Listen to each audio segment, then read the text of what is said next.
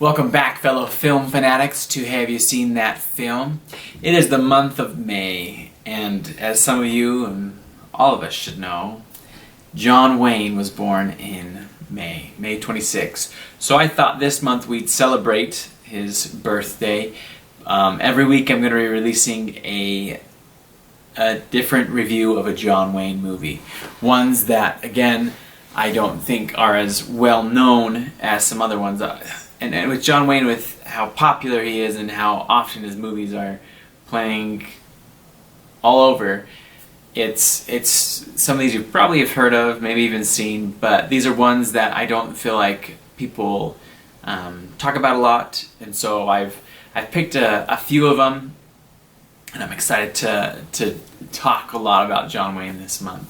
For my first pick, I've gone and picked a Western, because we haven't actually done a Western yet with this channel of John Wayne, on this channel, of this movie channel. And I have two Westerns, and I've decided to go with, my first one is going to be Cahill, United States Marshal. This tells the story of John Will, who plays Marshal Cahill, who is gone all the time, leaving his sons at home. And his sons get mixed up with the wrong people, and his eldest son ends up in jail as part of a ruse to rob the bank.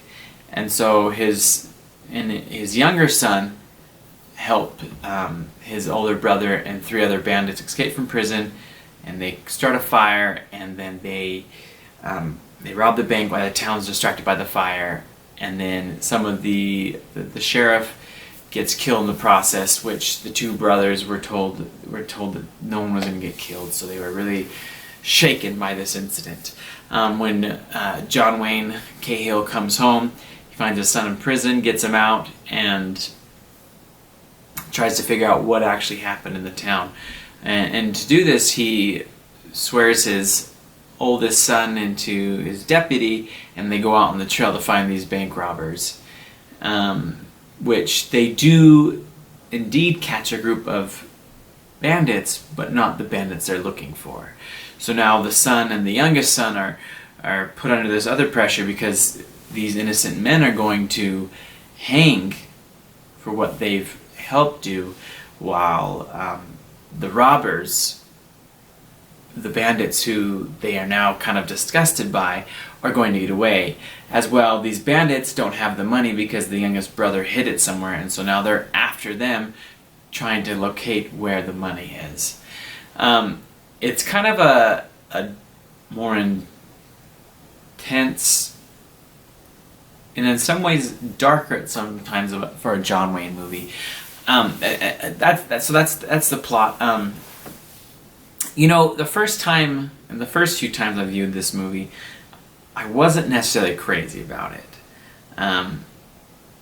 There's not a ton of action in it. You know, there's a few scenes, and there's a kind of a brief but crazy shootout in the beginning, and then there's a violent shootout in the end. And there's a couple little things here and there throughout it, but it's not like some of his other ones, like Big Jake, True Grit, Sons of Cahill, where there's lots of action throughout it. So I think kind of as a younger viewer, I was hoping for more within it, but it's one that as I've continued to go back and rewatch it and review, it's become a lot. I've enjoyed it a lot more, and I think what I particularly enjoy about it is watching John Wayne interact with the two boys who are playing his son. One's probably about 10, the other one's supposed to be about 17, 18. I enjoy his interaction and the relationship between him and his sons. That's where I think a lot of it I've enjoyed as time's gone on. There's just something about John Wayne plays a really good father figure. Big Jake, the Cowboys, he really, in these kind of film roles, he steps up And so I enjoy seeing these roles because, you know, particularly in this one, because as I said, it is a bit more of a violent, it's a little more darker of a Western for him. But you have these really tender, sweet moments where he's interacting with his sons, particularly his youngest son, and you just see this softer side to him, because it's John Wayne who, you know, everyone knows John Wayne's a man's man. He's guns blazing, not afraid to get up in your face, tell you what he thinks, throw the first punch, whatever it may be. And so I enjoy that aspect of this movie. I think, as well, as I said, it's not an action-packed one, but I feel like the action in it, because of that, is a little bit more realistic in some scenes. The ending is very intense.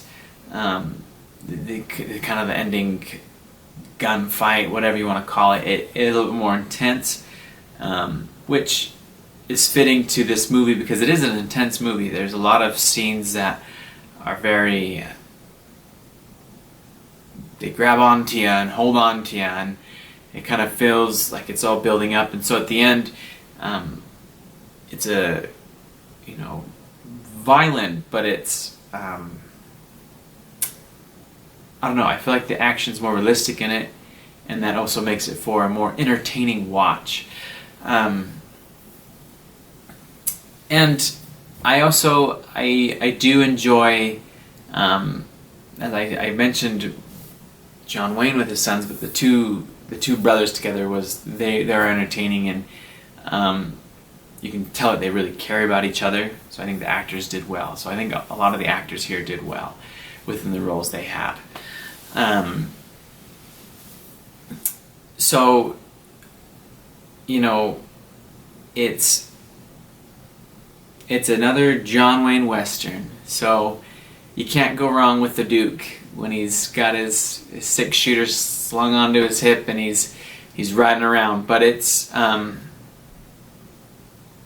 different than some of his other ones, and it's enjoyable.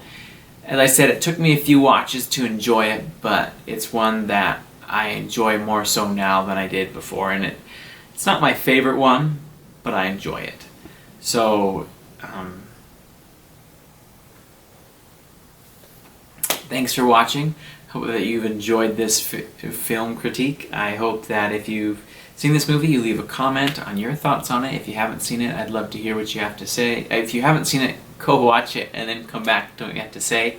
And again, this is the month of May, so it's going to be all about John Wayne this month. There might be a few other things, but every week there will at least be a John Wayne film review. So take care, and we'll check you out later. That's a wrap.